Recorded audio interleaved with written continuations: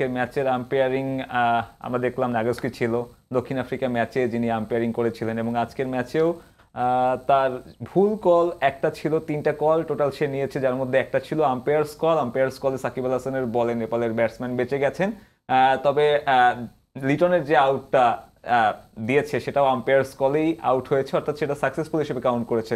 অর্থাৎ আজকে নোগাস্কি যে 3টা কল দিয়েছে সেই 3টা কলের মধ্যে 2টা আম্পায়ার্স কলে সার্ভাইভ করছে ব্যাটসম্যান, আর অন্যটা হচ্ছে আনসাকসেসফুল। সেই দক্ষিণ আফ্রিকা ম্যাচেও বাংলাদেশকে ভুগিয়েছিলেন মাহমুদুল্লাহ রিয়াদের যে বাইটা ছিল আর কি। এইটা কি আসলে বাংলাদেশ বলেই হয়, নাকি আপনার মনে হয় বড় বড় টুর্নামেন্টে ছোট ছোট দলগুলো এরকম কিছুটা ভুল ভ্রান্তির শিকার হয়ে থাকে? ইজ ভেরি লাকি গাই।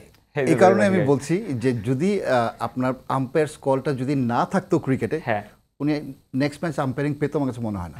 তো সেদিক থেকে মনে হয় যে আম্পায়াররা সবসময় চায় যে না ভালো কিছু করার জন্য, কিন্তু তারপরেও কিছু কল থাকে যে না, যেটা হয়তো আম্পায়ার্স কলে যেটা চলে যায় যে না, আম্পায়ার ফিল করেছেন যে না এটা স্টাম্পে হিট করতে পারতো বা নাও পারতো, that is call umpires call.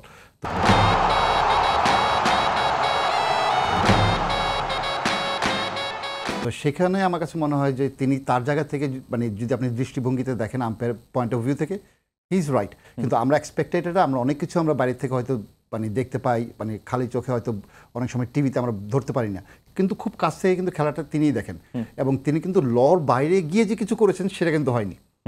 Umpires call এটা সেটা ব্যাটসম্যানদের ফেভারে যেতে পারে বা ফিল্ডিং টিমের ফেভারে যেতে পারে, তিনি কিন্তু তার সঠিক কাজটি করে গিয়েছেন, কিন্তু লয়ের বাইরে কোনো কিছু করেন নাই। কিন্তু তারপরে আমার কাছে মনে হয় যে এই ধরনের ম্যাচে বাংলাদেশ নেপাল ম্যাচ কিন্তু আমার কাছে মনে হয় বাংলাদেশের জন্য কিন্তু বিগ ম্যাচ, নেপালের জন্য কিন্তু বিগ ম্যাচ। তো এই ধরনের ম্যাচে আমার কাছে মনে হয় একজন যদি এক্সপিরিয়েন্স আম্পায়ার যদি রাখা হয় এইসব জায়গাতে, এটা মনে হয় আমার জন্য ভালো সিদ্ধান্ত হতে পারে।